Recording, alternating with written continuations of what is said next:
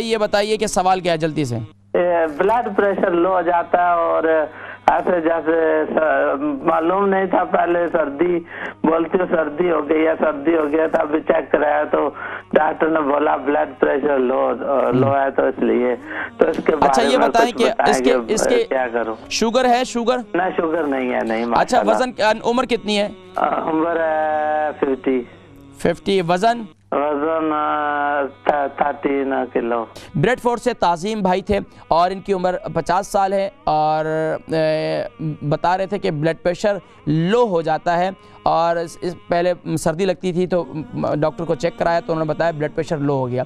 इसके लिए आप ब्लड प्रेशर लो तो कोई इतनी बड़ी बीमारी नहीं है, कमज़ोरी हो जाती है। अंडे उबाल कर खाएं, सबसे बेहतरीन चीज़ है। सुबह नहार मुँह अंडा इस्तेमाल करें क्योंकि आपको कोलेस्ट्रॉल नहीं है तो कोई मसला नहीं है, फिर तो आप अंडा इस्तेमाल करें सुबह के वक्त में। अगर कोलेस्ट्रॉल भी है और फिर भी तो आप सबसे बेहतरीन चीज़ जो है रात को सोते वक्त मेथी दाने को हल्दी वाले दूध के साथ इस्तेमाल करें।